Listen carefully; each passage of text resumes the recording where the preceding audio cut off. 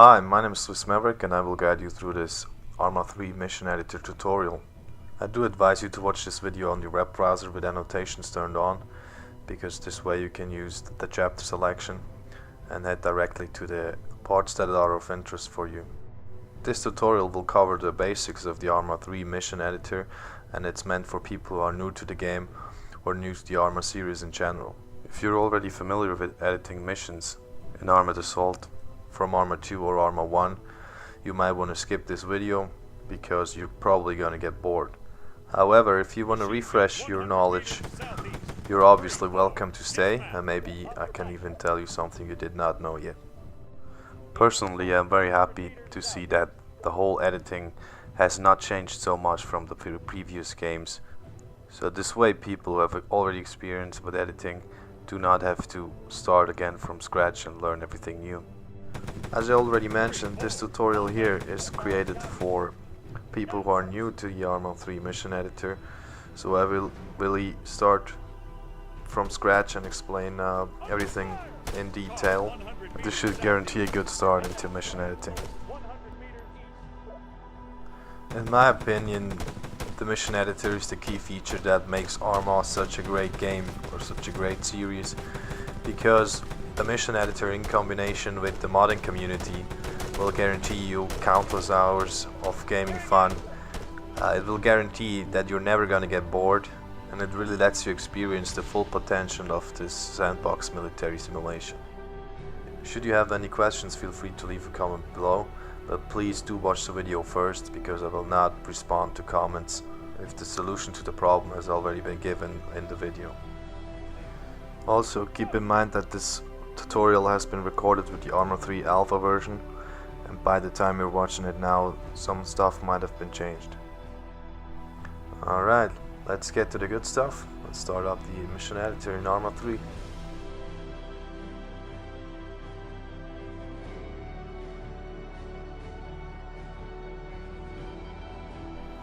The ArmA 3 mission editor can easily be accessed from the main menu. Just click on Editor, then you get to the Select Map screen.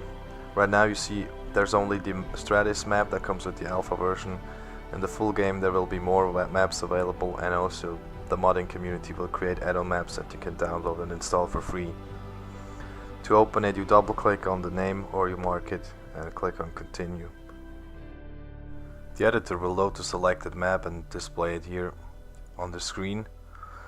If you're familiar with the ArmA 2 and ArmA 1 mission editor, you see it looks slightly different. You get the symbols lined up on the top and on the left. This is the new layout. You get still the same stuff with the same functions, but it looks a bit different. It is possible to change the layout to the traditional one by clicking on that symbol on the top. Select Traditional and OK. And then with a quick restart of the mission editor, it will change to the former layout.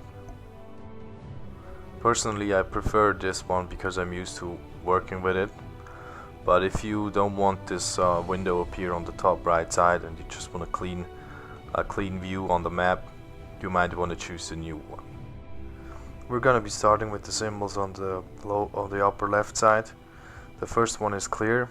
This one, if you click on this button and confirm, the editor will clear the whole map, so it will remove every placed object whatsoever.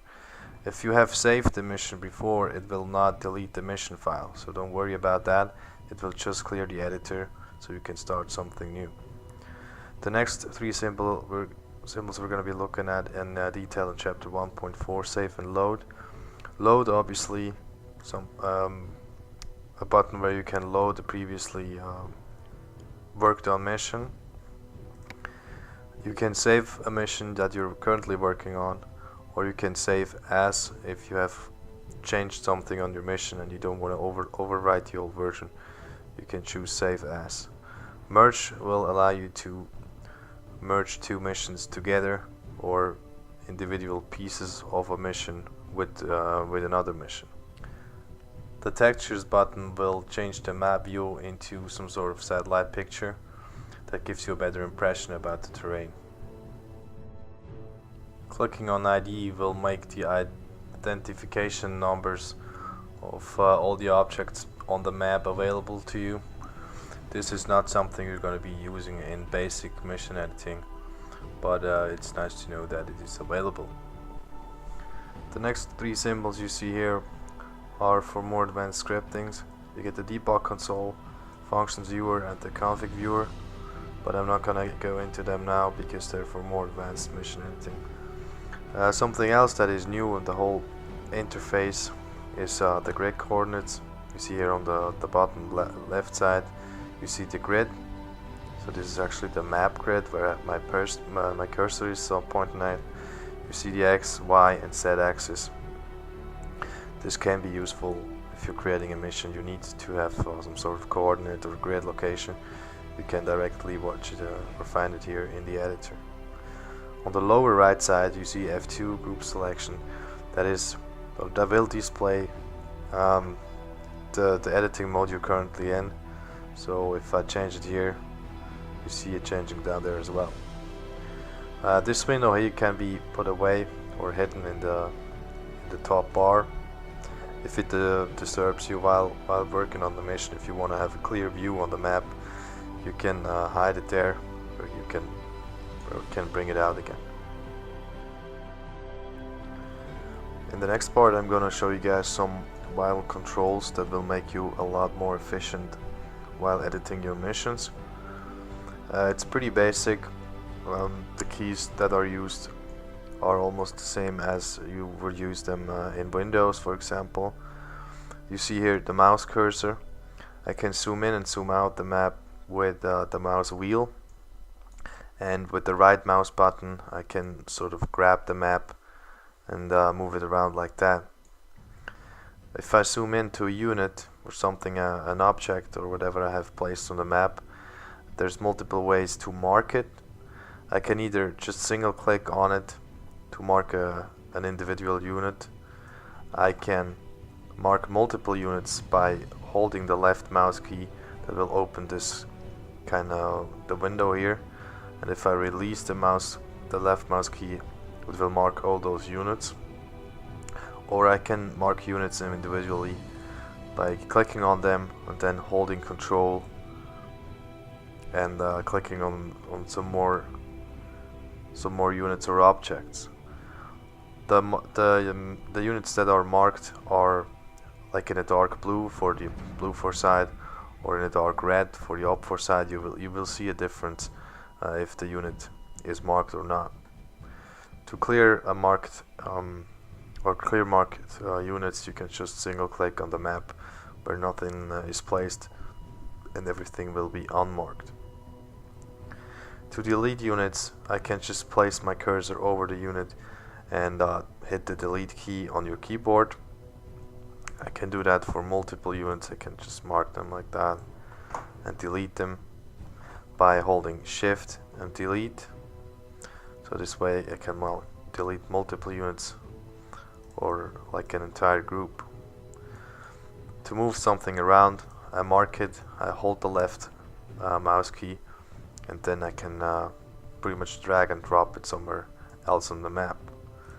If I want to change the direction the unit is facing, I mark it, hold the shift key and the left mouse button, and then I can turn the unit around so it will be facing in another direction on the spawn when I start my mission. If you want to add multiple units of the same kind, it's easier to copy paste them instead of creating them with the unit init field all the time. So you just mark the unit, Ctrl C, Ctrl V, and then we'll copy the unit into the direction that it is facing and everything, wherever you place it on the map. I can do the same thing for an entire group, for example, or for a vehicle. So this way you're a lot faster than opening the unit creation window every time.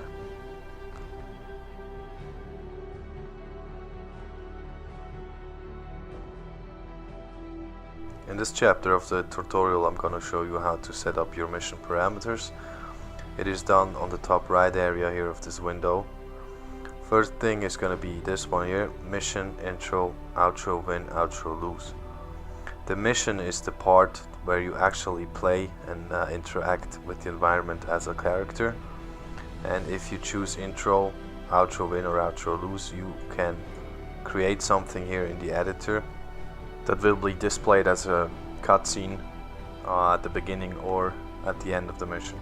You will not be able to interact during those cutscenes, but you can use it to like polish your mission with a nice intro sequence or a specific outro for a winning end of the mission or a losing end of the mission. In this area right here you see the preset time and date. You can change the time with this slide bar right here, or you can change it by steps of an hour by clicking on those arrows.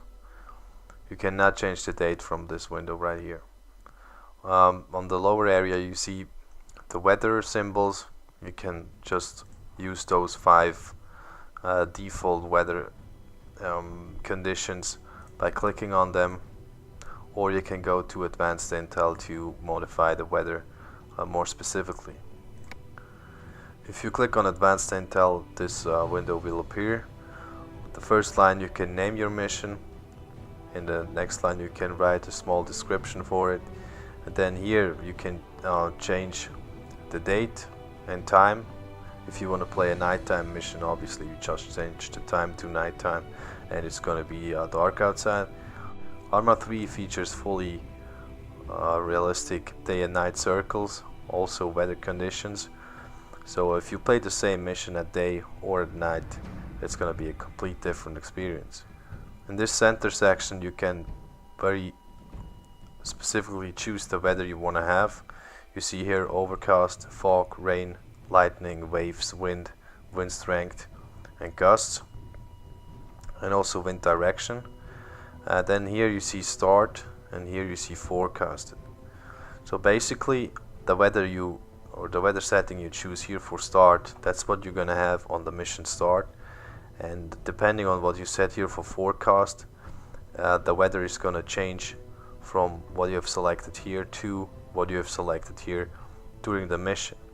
You see here time of changes. You can set that if you're playing a short mission, maybe an hour or half an hour. You want to start it with sunny weather and you want to change it to rainy weather. You just put some nice weather here, some bad weather here, and right here you select maybe half an hour or maybe an hour, and the weather is slightly going to change then.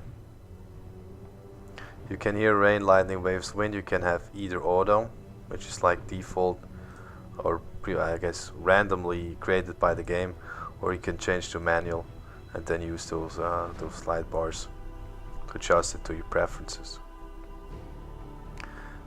The thing on the bottom here, this is the independents are friendly to selector. So independent units are not yet available in the alpha, but they're going to be in the full game, and you can have them be friendly to nobody, to blue 4, to op 4, or to everybody. So this is important if you use independent units in your missions, to choose if they're going to be friendly, enemy, or just neutral.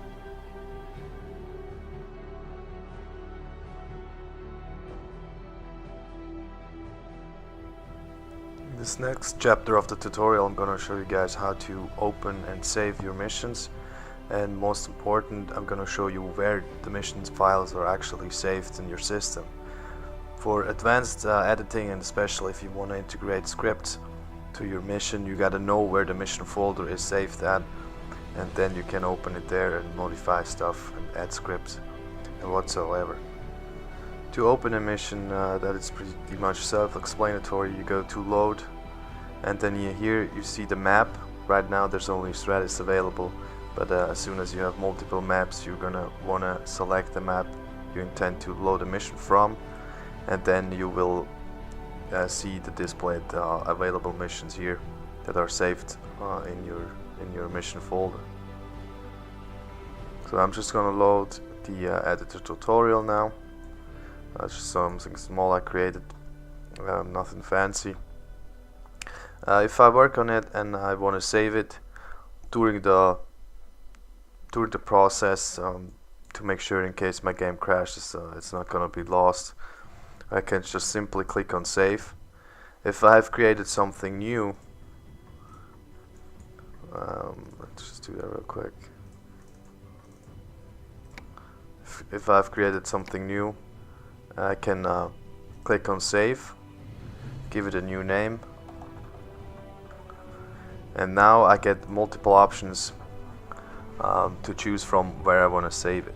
If I save it to user mission, it's gonna be saved in my profile, and personally I prefer this method because it's gonna save all the files separately, and it's a lot more it's a lot simpler to modify it. If I export it to single missions, multiplayer missions, or if I want to send it by email, it's going to pack the whole mission into a PBO file, and this can only be opened by the game itself, but not really by you, unless you have a specific piece of software to unPBO this file.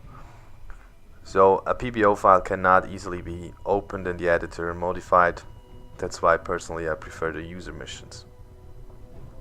I'm going to show you where those missions are going to be saved. So I'm selecting user mission here, click on OK, and then it's going to be saved in my profile. To find my previously saved mission, I go to my ArmA 3 profile, which is usually located in Documents, ArmA 3 Alpha Other Profiles in that case. Double click, and then you should see the folder of your profile. If you have multiple profiles, you're gonna have multiple folders, and then you should get a folder called Missions. This is where the single player missions are saved. You get MP missions. This is where the multiplayer missions are going to be saved, and you get saved, which is like the save games from previously played missions. So you go to Missions, and as you can see here, you get folders for each and every mission. It's always the mission name, dot, and then the map name. So we had this one here, editor tutorial. If I double click on that, you see here mission SQM. This is the actual mission file, so everything I have created in the editor on the map will be in this folder in a special script language. You can open those files with the Windows editor, for example, and then you see it's gonna take some getting used to understand what you actually see here with this coding language. But from here you can do some modifications if necessary.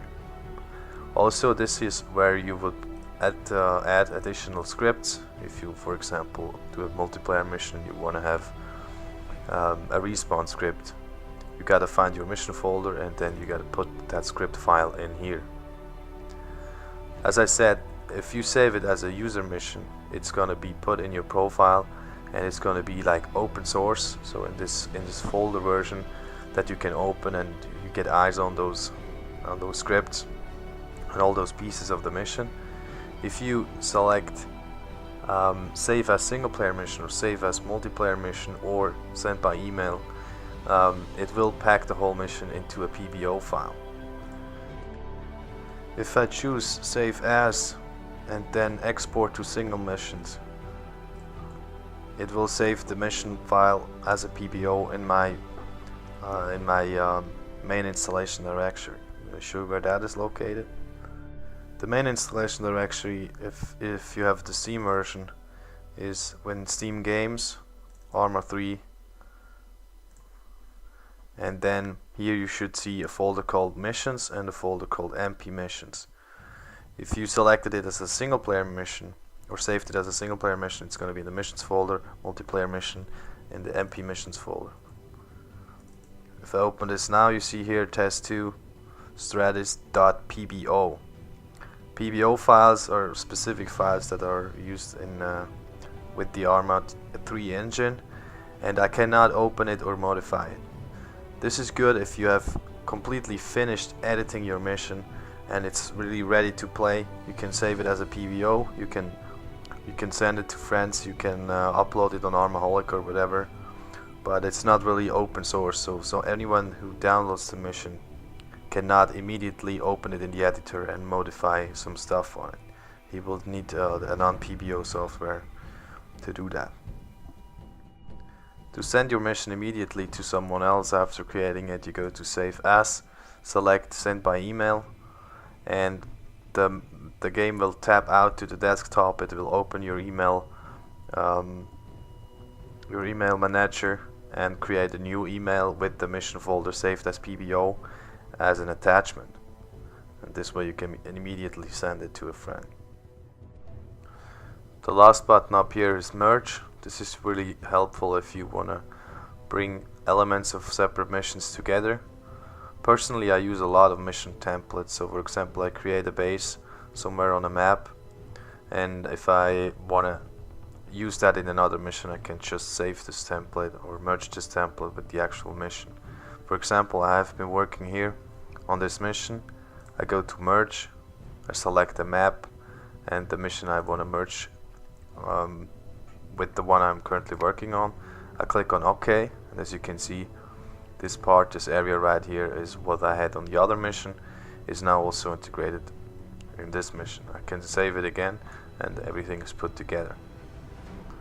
This will allow you to use different templates and merge them together into a full-scale mission.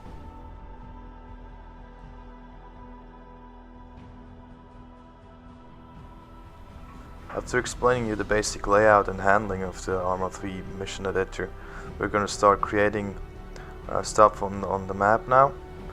We're going to start with the units. A quick selector is F1. To create something, you just double click on the map. A quick tip here, I advise you to always create yourself a player unit anywhere on the map before you start actually doing something on the mission, because some stuff in the unit selection window, the unit creation window, will not be available unless you have a unit on the map that is selected as player. So you just double click and OK, and this will create that single unit selected as player, and like that you have everything unlocked. Alright, to create a unit, go somewhere on the map where you want to place it and just double click the left mouse button, and then you should see this insert unit field appearing. We're going to start on the top here. Side blue 4 is friendly units, op 4 is enemy units. Well, yeah, depending on how you look at things. Independent units, civilian, ambient life, game logic, and empty. We're going to start with a normal soldier unit, so we're going to select blue for faction. Blue, there's only that available right now. Class, you can select from air classes or air vehicles, cars, man, like the regular army man in this case, man diver, so this will be the divers, objects, training, ships, and static. Those are the categories available now on the recording date of this video. There will be a lot more coming. We're gonna go with the man now, and then here you can select a specific unit. Right now you have a rifleman selected. You can choose the different classes, different weapon classes, automatic rifleman, explosive specialist, and so on. We're gonna stick to the rifleman for now. Special. Usually here it's set to information. If your unit is part of a group and you have selected information here, the whole group will spawn in a default formation, which is usually the V formation, and that's just the basic position that you're gonna have when starting the mission. If you go to none, there's nothing special about this unit. If you select in cargo, your unit will be spawning inside a vehicle that is also part of your group. For example, you have a small infantry group with a hunter transport vehicle. If you select those infantrymen as in cargo, on mission start they will be sitting in the cargo seats or in the back seats of this specific vehicle. If you don't do that, they will be spawning outside the vehicle. Flying, this is for aircraft obviously. If you want your jet or your helicopter be already airborne at mission start, you select it to flying. This will not do nothing on an infantryman or on a ground vehicle. I'm just gonna go to none here right now. Control. Non-playable means the unit will be spawned and be an AI, so it's going to be controlled by the computer. If I want to be playing as this character, I select it as player, and if I want it to be available in Team Switch, I select it as playable. Or for the multiplayer mission, but we're going to look at that in a separate chapter. If I go to select as player, it will be circled with a red circle afterwards. Vehicle lock. If I create a vehicle, I can choose if it's supposed to be unlocked, default, which is unlocked. Selecting locked will lock a vehicle for all units, while locked player will only lock it for human controlled players. So vehicles usually default, so they're standing on a map, you can hop in and drive around with them. The rank. The ranks are important if you create yourself groups with multiple playable units. This will also determine who is the group leader. So if you want to be group leader, you want to give yourself a higher rank than your AI bodies. And also if the group leader gets killed, maybe he's a lieutenant, he gets killed, then the unit with the next lower rank will become team leader. Private is okay for now. Info age unknown. To be honest, I have no idea what this does. I'm editing missions for quite a while now and I have never used it. I'm not gonna explain it in this video. Azimuth and elevation. This is the direction the unit will be facing at the mission start. So the arrow indicating here means right now 12 o'clock or 0. So this is going to be straight north. I can change that elevation by clicking on the circle, or I can type something else in here. The azimuth, I'm sorry.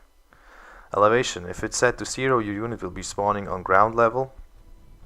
So this is good if you want to have your unit spawning inside the building. On the ground floor, you set the elevation to 0. If you want it to be spawning on maybe the first floor or on the rooftop, you can change that elevation. You might have to preview the mission a few times in order to see if you got the good elevation, because if you spawn it on 10 meters and the rooftop is set on 5 meters, you will spawn on 10 and then fall down to the rooftop and already be injured on mission start. So it might need some testing out there to get the right level, the right elevation for the first, second floor or rooftop or whatever. On the top right side here, you can enter a name for your unit. This is not really necessary if you do just basic missions. If you do advanced missions with init field scripts or any other script, it might become necessary to name your unit.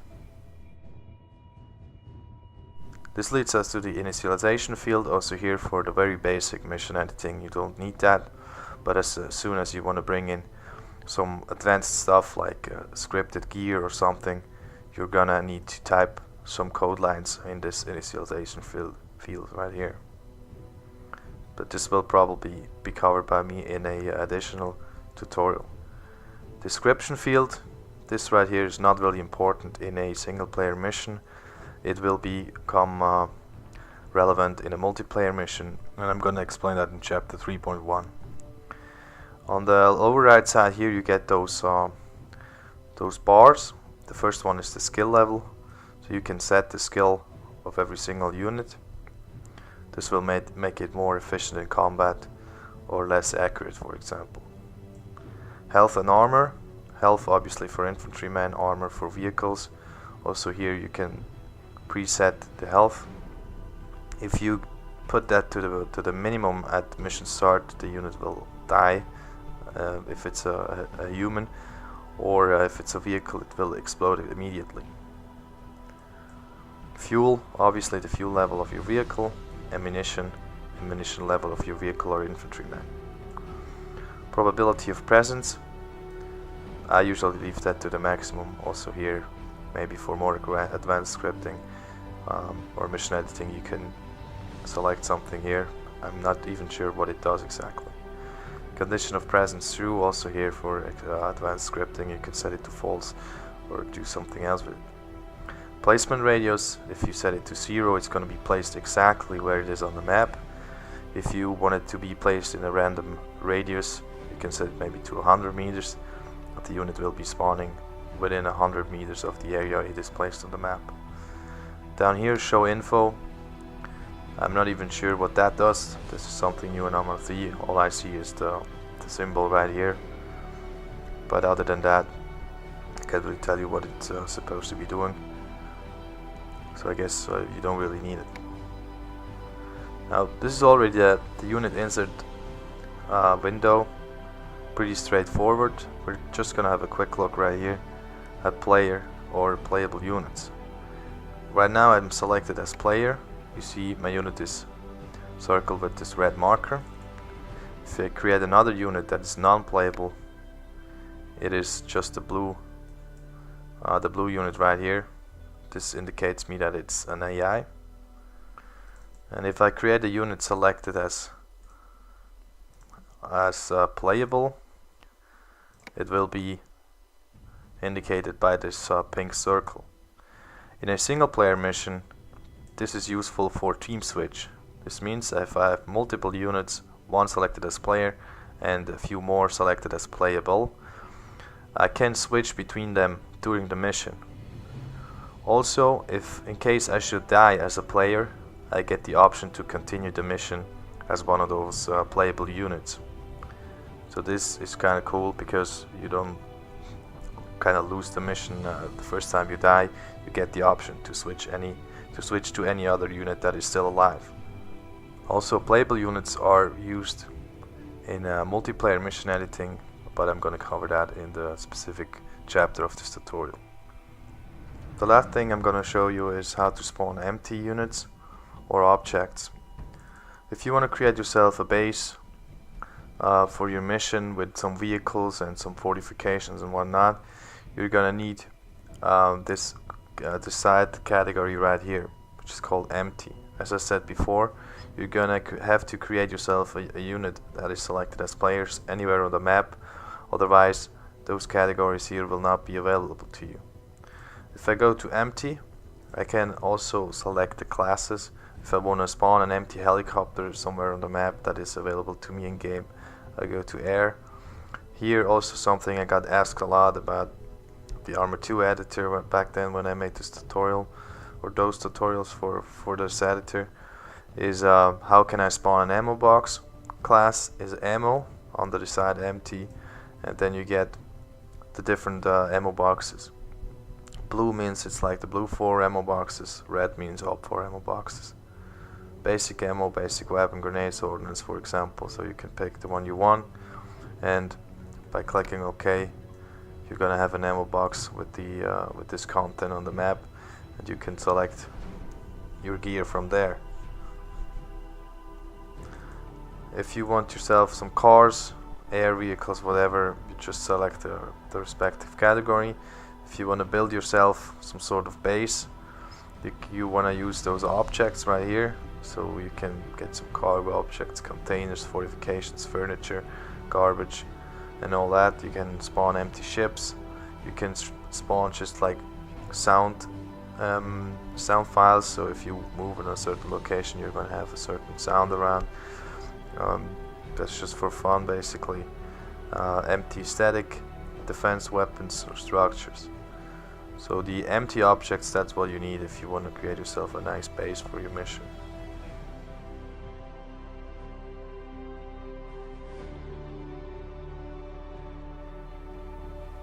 If you're planning on making a larger scale combat mission, you might want to create yourself default groups instead of adding every single unit by itself. So you go to F2, the group selection here, and you double click somewhere on the map where you want to spawn a group. You should see this insert group window appearing. Then you can select the side, blue for op 4, or maybe later on civilian and independent. You get faction, and then here class, motorized infantry, infantry, special forces, support infantry. This is just like the class type, and then you can create, for example, with the motorized infantry, a motorized team or a motorized anti-armor team. I'm just going to do that for now, and here you can select the default azimuth, or the azimuth that you want to have this group facing on the mission start. You click OK, and the group will be spawning or will be created on the map. Now I can add or remove those or single units as I want. I can also open every single unit and change something like the rank and whatnot. I can replace it, as I explained to you in an earlier tutorial. No problems there. I can also add an additional unit, or I can remove one. No problem here. I'm just going to create myself an extra automatic rifleman. And as you can see, if I create this unit somewhere close to the group, it will automatically be connected by this blue line. The blue line indicates that all those units are together in the same group, and since the team leader has the highest rank, all the blue lines are like pointing towards him, so you see who is going to be the team leader. If I spawn this automatic rifleman and I change his rank to colonel, for example, or just to the highest rank within the group, you see all those lines are now facing towards him, or are connected to him, and he's the team leader now. So with those ranks you can determine who is going to be the team leader, and who's going to be secondary and third and all that. If I create the unit a bit further away, it will not be connected by a blue line, but I can still do that. All I have to do is have F2 selected for the groups, and then I click on the unit with the left mouse button, and I hold the button, and now you see this line appearing. If I place my cursor over the team leader now and release it, you see my unit is connected to this group now, and it's going to be part of it. I can also delete those lines. If I go on the team leader, for example, and drag the line out somewhere where there's nothing else placed, and release it, it will remove his leading function here, and all the lines will be connected to the unit with the next lower rank.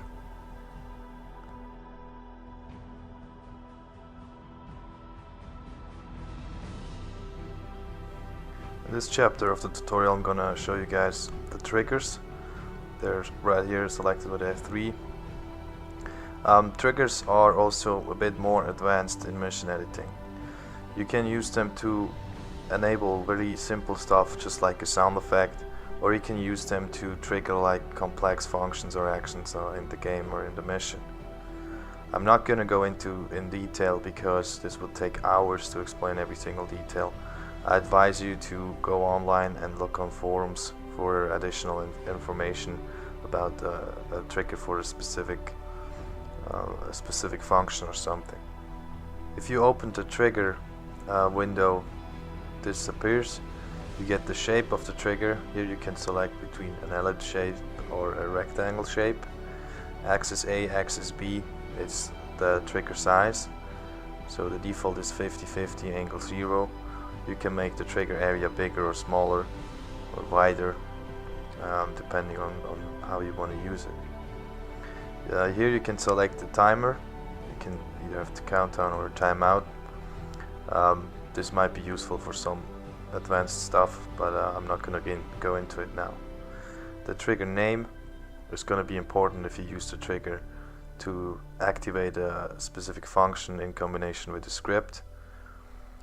Text is a text that will be indicated. You can select the type of the trigger, guarded by Alt for blue for switch and lose. So this stuff also for advanced trigger usage. Activation, here you can select how the trigger is going to be activated or who's going to activate a trigger. Alt for blue for append civilian game logic, anybody, or radio Alpha Bravo Charlie. With those triggers you can activate a function with the radio orders while playing a mission. Used by Alt for blue for independent. This here can be important if you want the trigger just to be enabled for one activation, or repeatedly if you want to use the same trigger and be able to activate it multiple times. Preset, present or not present. Usually default is present, so it's going to be there. Detected by blue for Op for independent civilian. This is also who is going to activate it. Condition on act on DA. This is for additional scripting right here, so you can edit some code lines. But as I said, I could go into it with an hour-long tutorial or even longer, because for every function you use a trigger, it's going to be different. So I cannot like generally explain something about it. If you do just a very simple trigger, I'm going to have ellipse selected here with this size of the trigger area. I could go to effects, and then for example I can just select something here like a scuba breathe, which is not really cool, or a track, so music for example. I can select one of those tracks. If I click on OK, you see here is the trigger. The blue circle is the trigger area. I have activated to once, and I'm gonna do it by activation blue 4. And now if I preview the mission and I walk into this trigger, the selected music track should be played. So I'm just gonna walk to the area where the trigger is placed, and as soon as I enter the trigger area, you hear music playing in the background. So if you want to add some music to your mission, this is a way to do it. I'm just gonna show you another real quick example about how to use a trigger. In your mission, I got a vehicle here with a waypoint order to another location, and personally I want the vehicle to hold on this location until maybe I am ready to engage, and then I want to be able to order the vehicle to move in with a radio trigger. So what I do, I create myself a trigger. This stuff here doesn't really matter. What is important is the activation. Radio alpha will be the first order, and then I can continue to radio Juliet. So I can use quite a few of those radio enabled orders. I'm just gonna go with radio 1. I can, or I have to name the trigger. Just named it go now, doesn't really matter. And the text is what will be indicated on the radio. So I would call it move in. I select here once, and maybe for something, for another trigger usage, I would select repeatedly. What I have to do now is I have to synchronize the trigger with the waypoint. I'm already going ahead a bit in the next chapter. I select F5 and connect this trigger with the waypoint.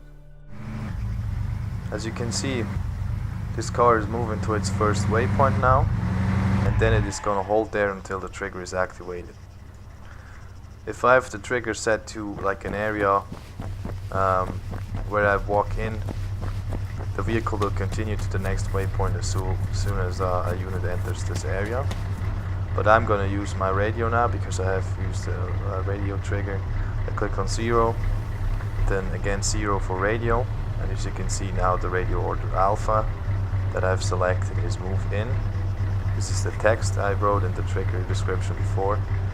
I activate the trigger, and the vehicle is moving to its next waypoint. So those are two very simple examples about how to use triggers. There's a lot more advanced stuff, but as I said, please check out forums and look for specific trigger tutorials.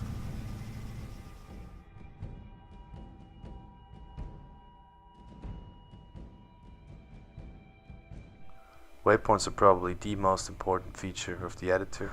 With using waypoints, you can actually determine what a unit or a group is supposed to do. Otherwise, they just stand around on the map and they have no actual mission. To create a waypoint for a specific unit, you have to mark the unit, select F4 waypoints, and then double click on the map. The insert waypoint window should appear, and here's where you set up the waypoint parameters. Category, there's just default right now. I'm not sure if something else is going to come in the full game version. Select type. Now here you can select what kind of waypoint it is supposed to be. Move, that's a simple move waypoint, so the unit is going to move from the current location to the location you set the waypoint to. Destroy, you can place this waypoint over a specific vehicle or object, and then your unit or group will engage that vehicle and destroy it, and once destroyed it will continue to the next waypoint. A get-in waypoint is used to make a unit or a group get into a vehicle. Seek and destroy is kind of similar as destroy, but it will make the unit or group go to a specific location, search for enemies, and if it finds some, it will engage, and as soon as the area is considered clear, it will move on to the next waypoint. Join and lead. With those two waypoints you can connect two groups into one. Get out will make your group or unit leave in a vehicle. Cycle, that's pretty nice and simple to create yourself some patrol patterns in a hostile area, so you can spawn a unit, give it a few move waypoints, and you just use as last waypoint cycle and connect it to the first waypoint, and the unit will just patrol in a cycle on its pattern. Load will or is for a vehicle or aircraft that is supposed to load some infantry units. Unload will make those units leave the vehicle. Transport unload is pretty much the same, except they're just kind of kicked out. Hold waypoint will make a unit stop on a certain location and pretty much defend it until it is ordered somewhere else, probably by a trigger or something. Sentry will also guard an area, guard as well, but with slightly differences.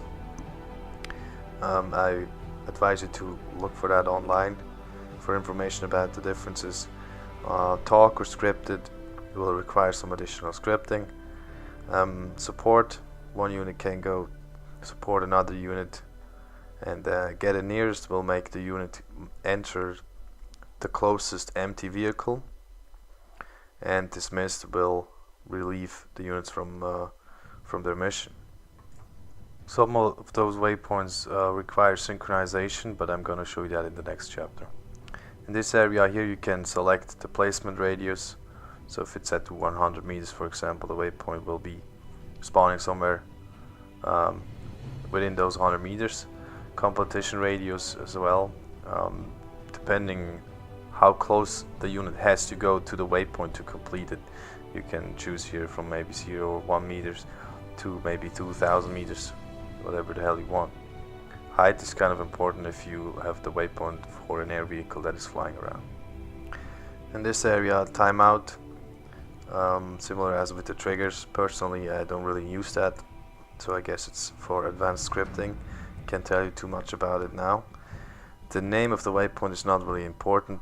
The description is something that will be indicated if you have the visibility enabled. And now this stuff is more important. Combat mode.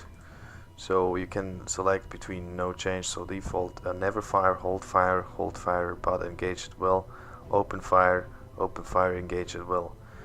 So selecting different stuff here will change the behavior of the unit. Also the formation, if you have a vehicle column or an infantry formation, you can choose what kind of formation you want to use. Speed, limited, normal, full. You can select how fast a unit is supposed to proceed to the waypoint, and behavior, careless, safe, aware, combat, stealth will also change the behavior of the unit. Here condition, on act, script, also that for advanced scripting and mission editing. Down here, never show, showing cadet mode, always show. Depending on what you've selected here, the waypoints will be visible on the map while playing the mission. So I guess for newbies you might want to activate that. If you're more advanced, you don't want to use that. Effects also here, kind of like with the triggers, you can enable different sound effects, for example, also a music track. So if you reach or if the unit reaches a specific waypoint, it can be like indicated with playing a certain music track or something else. You see now the waypoint is placed on the map. It's connected to my unit. I can move it around wherever I want. I can delete it by just placing the cursor over it and hit delete. And if I go to, or if I just double click somewhere else on the map, I can just add another waypoint to the pattern. If I want to change the waypoint order, I can just click one here, and you see waypoint order. And if I select, or if I click on move now, it will change the order. So you see, I'm now supposed to seek and destroy this area and then move to the other one, and before it was the other way around. So this is very simple to change the waypoint order. So this is already how you use your basic waypoints. As I said, some of them require synchronization, and I'm going to explain that in the next chapter.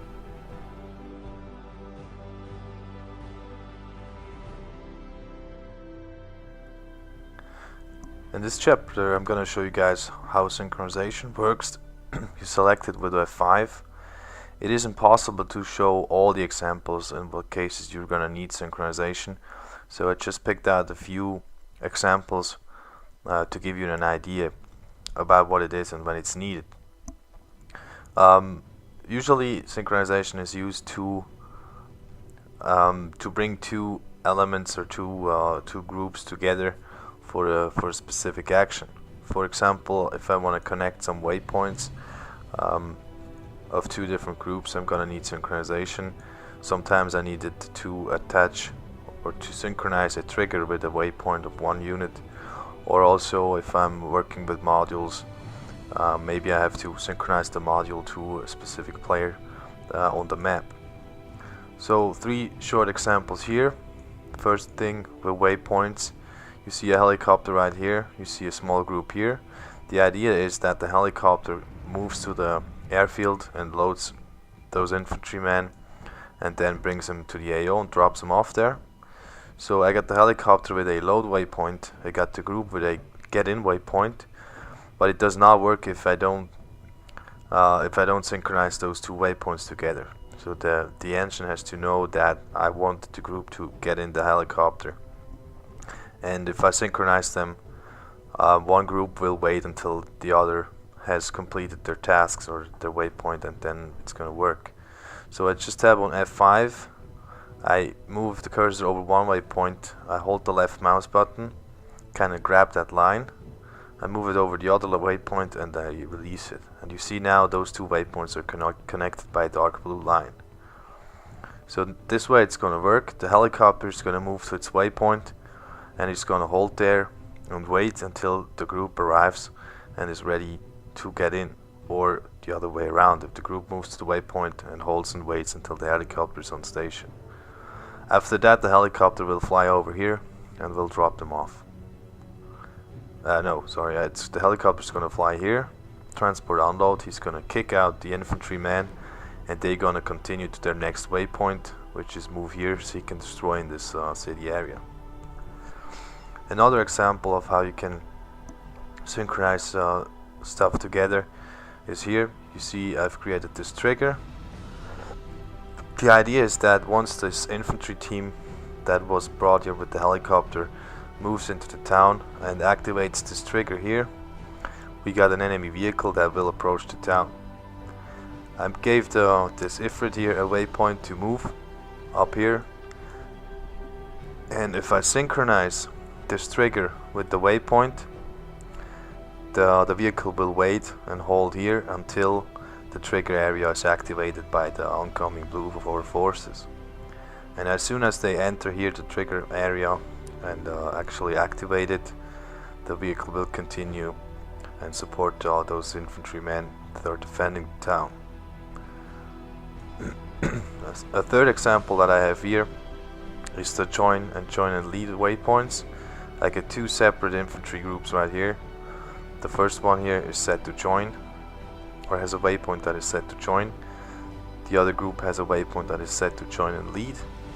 And if I synchronize those two waypoints, both groups will move to their waypoint, hold there until both are on station, and then the group that has join and lead will take over command over the other group, and then they're gonna move to the next waypoint as one group.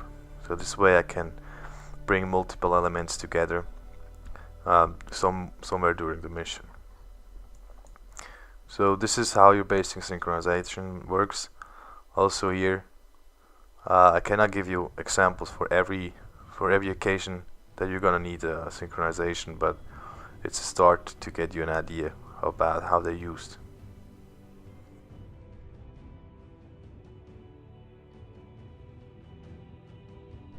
Markers are easy to use and they're very helpful while playing a mission, because every marker you place here in the editor will be visible on your tactical map once you play it. Creating markers is very simple. You select F6 markers and you double click on the map where you want to place one. The insert marker window will appear, and as you can see, it's pretty easy to use. You can select between icon, right angle or ellipse. We're gonna start with an ellipse now to mark an enemy hostile area. Axis A, axis B and angle, this will determine the size of your marker. I'm just gonna go with 150 here, maybe 100 here. Then you can select if you want this area to be filled solid non-transparent, solid border, blah blah blah. You see how different examples. I'm just gonna go with solid, and then you can select the color. Since I want to create a marker for an enemy zone, I'm going to take red as color. Here you have to give it some sort of name. This is pretty much just for the identification. You will not see the name afterwards in the game, but if you use the marker in combination with some sort of script, you might need to give it a name. Text is voluntarily. I'm not going to use a text for this hostile zone marker. You click on OK, and you see this red ellipse has been spawned over here. As you can see, if I want to cover the whole city, I just make it bigger, so I increase the numbers on the X and Y axis. But I'm gonna leave it for now. I can just place this over the hostile area. I can also turn it by holding shift and yeah, adapt it to where I want to place it. So right now I have a red area here, and if I play my mission and I go to the map, I will see, okay, this is my target area. The same thing goes for right angle. Exactly the same stuff, but it's just a right angle and not an ellipse. Something else that you can use is icons. This is very effective to mark yourself target locations or specific areas, such as a pickup or the end or start of a mission. You just select icon, and then here in A and B axis you can change the size. So by increasing those numbers, the symbol will appear bigger on the map, and then here you can choose the icon that you want to use. I'm just gonna make myself an LZ marker. I'm gonna use this symbol here. It says join, but that doesn't really matter. I'm gonna make it blue because I'm blue for. I can just give it a name. It has to be something else than all the other markers that are already placed on the map. And I'm gonna call this LZ. I click on OK, and you see here now the marker on the map. I place it where the helicopter is supposed to drop off this infantry, and if I go into my tactical map afterwards, I will see where my LZ is gonna be.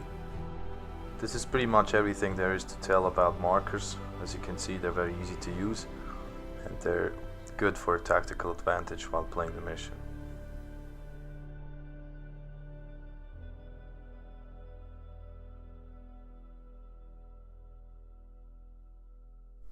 In this chapter here, I would like to give you some information about the ArmA 3 modules.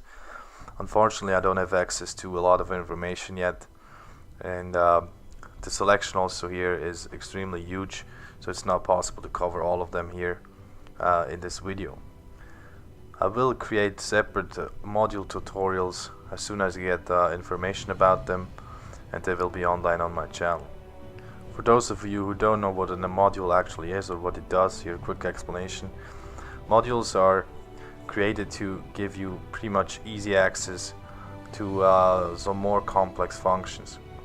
They're almost like a packed together set of scripts that is ready to go, and it will allow you to use stuff like air support, artillery strikes, and a lot more useful functions that you can integrate into your mission.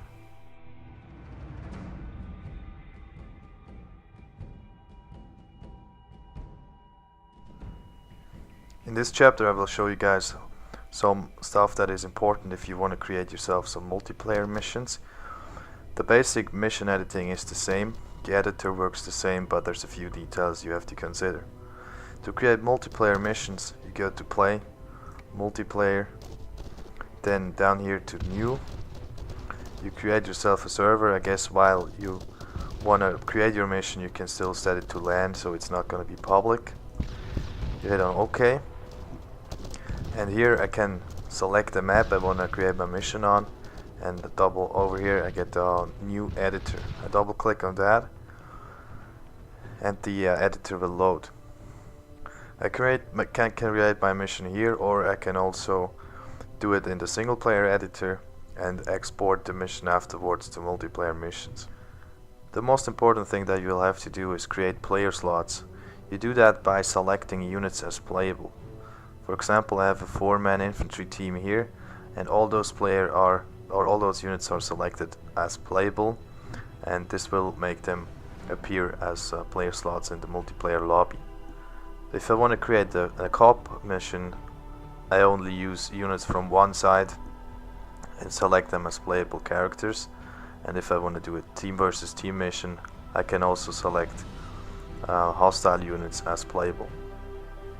If I want a special unit description to appear in the multiplayer lobby next to the slot, I can do that by changing the description here. For example, I named this unit Stalker 11AT. This means the name of the team is going to be Stalker 11 and the function of the soldier is AT. Let's see how this looks in the lobby. Before I can preview a multiplayer mission, I have to save it. I can either use save as user mission, which will save the mission in my profile for easy access and modification, or I can export it to a multiplayer mission, which will save it in the main directory as explained in chapter 1.4 in this tutorial. If I preview now, you see I'm getting to the multiplayer lobby, and here you see those 4 slots of the 4 blue 4 units. I named all of them Stalker 11. You have a rifleman, a team leader, an AT soldier, and a corpsman, and just by clicking on the slot I can choose it. And you see here blue 4, 1 out of 4 playable characters, and op 4, 0, but I can also choose the op 4 slot if I want that. The number of playable characters you create on your mission will determine the number of slots for your server. If you have a 30-player server, you're gonna have to create a mission that has 30 playable units on it, otherwise you cannot use the full potential.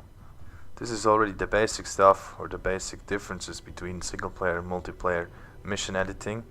What you want to consider is integrating a respawn script or maybe a vehicle respawn script in your multiplayer mission, because otherwise if you die, or if your character dies, you will just end up being a dove, and then you can just fly around a bit. If you integrate a respawn script, you will be able to rejoin the game and continue to fight. If you have more slots available than players that are playing on it, you can also hit escape once you get killed, go back here, select another slot and continue the game as long as those units are still alive.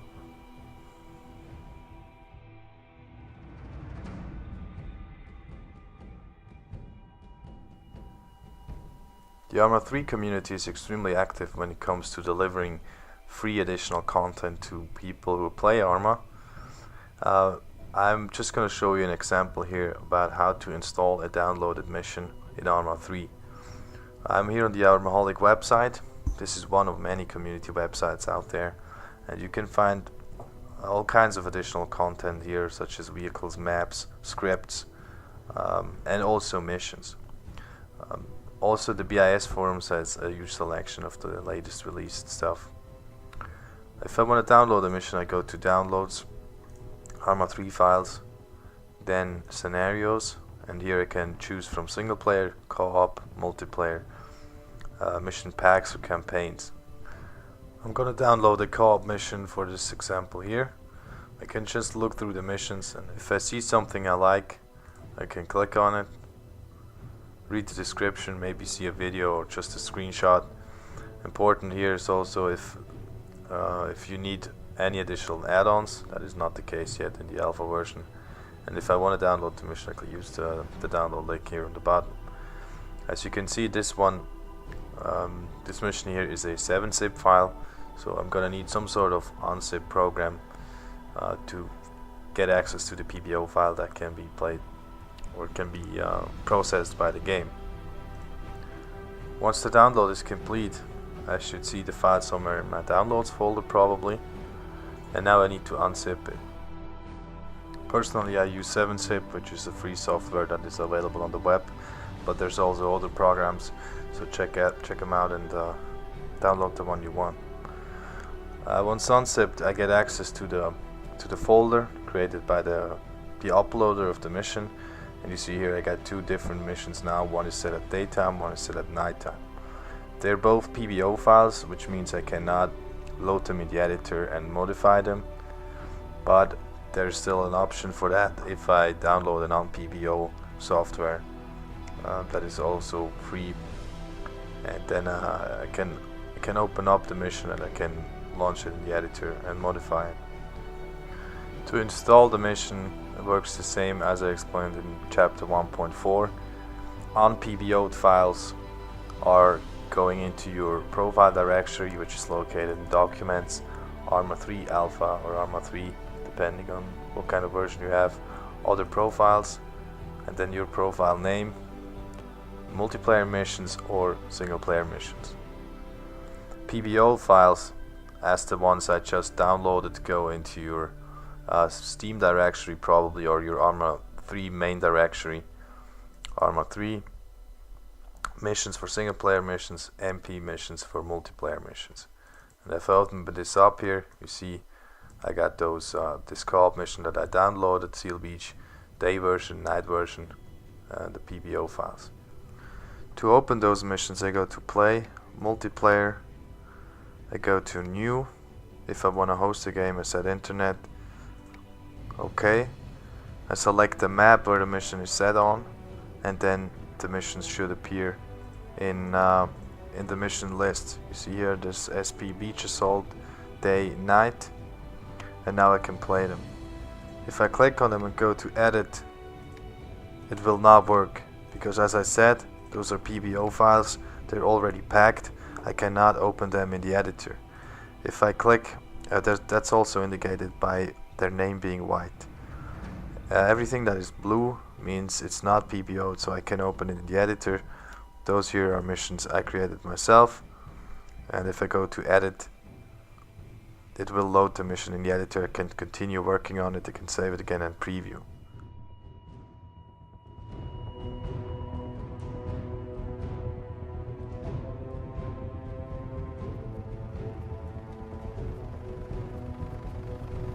I hope I was able to deliver you guys some vital information to have a good start with ArmA 3 mission editing, and I'm sorry for the content I was not able to provide, such as detailed information on some stuff with the unit creation, waypoints, triggers, and especially the modules. Working with the editor is very time consuming, and it requires you to go online and search actively for information, be that on YouTube with tutorials videos like this, or also on forums such as the BIS or ArmAholic ones. However, the time you will spend working on your missions will be worth the effort, because once you have familiarized yourself with mission editing, pretty much everything is possible with the ArmA 3 engine. Being able to use the basic features of the mission editor will incredibly increase your long-term fun that you're gonna have with ArmA 3. Be that creating single-player missions for yourself, creating multiplayer missions and play them in a private game with friends, or upload them to a community website and share them with the whole community. Everything is possible. For me personally, the ArmA mission editor has been the place where I've spent most of my time with in all the games of the ArmA series, because that's where I go when I just want to have some new thing to play. An easy mission can be created within a few minutes. That's where I go when I want to test a new user-made add-on that I downloaded, or any other content included in the game that is not playable in one of the regular missions. Using the ArmA 3 mission editor will let you experience the game how you want it, and that's more than you're gonna get from most games out there. With those words, I want to end this ArmA 3 mission editor tutorial. Thanks a lot for your interest. If you have a question that has not been answered in this video, feel free to leave a comment below or send me a private message, and please leave a thumbs up if you liked the video. I also want to invite you to visit my channel to check out all the other ArmA 3 content. There's also a lot of ArmA 2 content, especially also editor and ACID tutorials, so check them out, and please support me by subscribing to my channel. I'm also active on Facebook, Twitter and Steam. Links to those websites are in the description below or on my channel page. This is it for now. Please stay tuned for more ArmA 3 uploads that will include multiplayer, single player gameplay and especially tutorials. Thanks a lot for watching. Maverick out.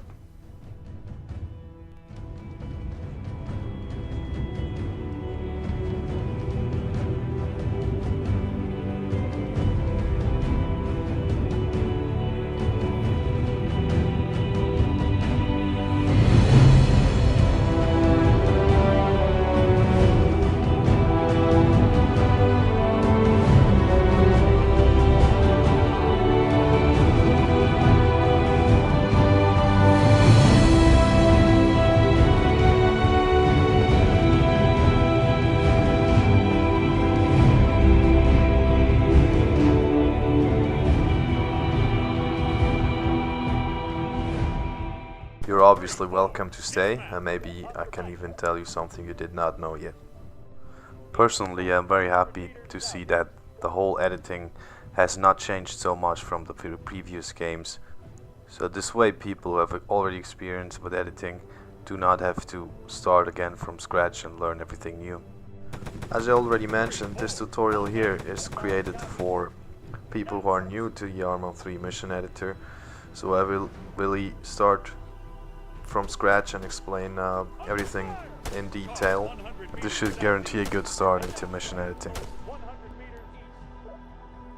In my opinion, the mission editor is the key feature that makes ArmA such a great game or such a great series, because the mission editor in combination with the modding community will guarantee you countless hours of gaming fun.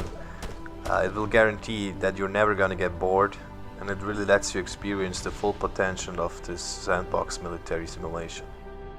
Should you have any questions, feel free to leave a comment below, but please do watch the video first, because I will not respond to comments if the solution to the problem has already been given in the video.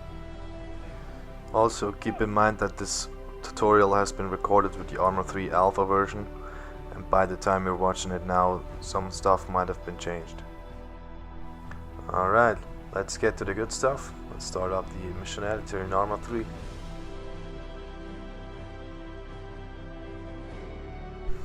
Something else that is new in the whole interface is the grid coordinates.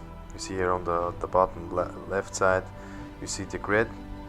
So this is actually the map grid where my cursor is pointing at. You see the X, Y and Z axis. This can be useful if you're creating a mission. You need to have some sort of coordinate or grid location. You can directly watch it or find it here in the editor. On the lower right side you see F2 group selection. That will display the editing mode you're currently in. So if I change it here, you see it changing down there as well. This window here can be put away or hidden in the top bar if it disturbs you while working on the mission. If you want to have a clear view on the map, you can hide it there, or you can bring it out again. In the next part I'm gonna show you guys some while controls that will make you a lot more efficient while editing your missions. It's pretty basic. The keys that are used are almost the same as you would use them in Windows, for example. You see here the mouse cursor. I can zoom in and zoom out the map with the mouse wheel, and with the right mouse button I can sort of grab the map and move it around like that.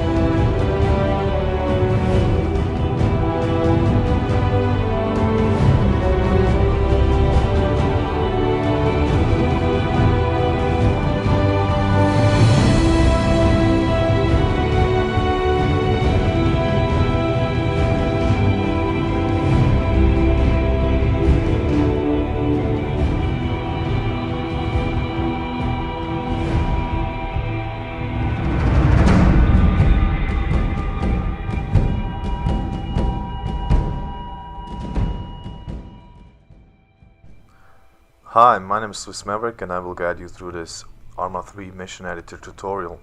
I do advise you to watch this video on your web browser with annotations turned on, because this way you can use the chapter selection and head directly to the parts that are of interest for you.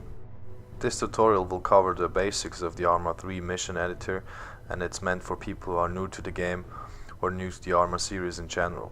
If you're already familiar with editing missions in Armored Assault from ArmA 2 or ArmA 1, you might want to skip this video because you're probably going to get bored.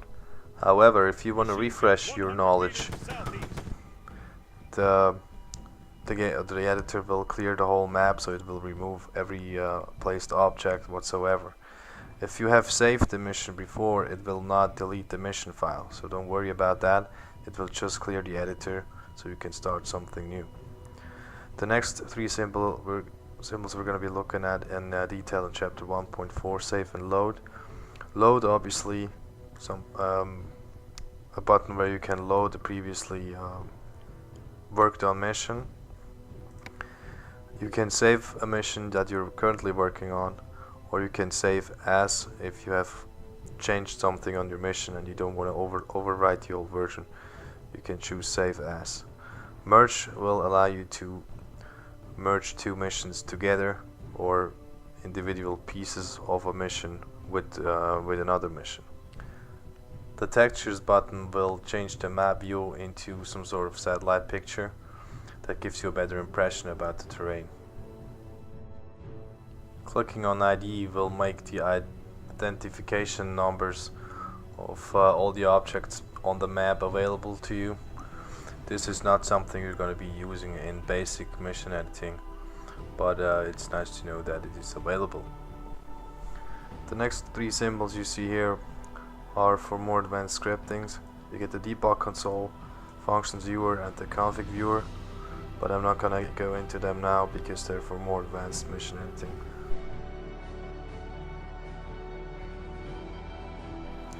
The ArmA 3 mission editor can easily be accessed from the main menu. Just click on editor, then you get to the select map screen. Right now you see there's only the Stratus map that comes with the alpha version. In the full game there will be more maps available, and also the modding community will create add-on maps that you can download and install for free. To open it, you double click on the name or you mark it and click on continue. The editor will load the selected map and display it here on the screen. If you're familiar with the ArmA 2 and ArmA 1 mission editor, you see it looks slightly different. You get the symbols lined up on the top and on the left. This is the new layout. You get still the same stuff with the same functions, but it looks a bit different. It is possible to change the layout to the traditional one by clicking on that symbol on the top. Select traditional and OK, and then with a quick restart of the mission editor it will change to the former layout. Personally, I prefer this one because I'm used to working with it, but if you don't want this window appear on the top right side and you just want a clean view on the map, you might want to choose the new one. We're going to be starting with the symbols on the upper left side. The first one is clear. This one, if you click on this button and confirm,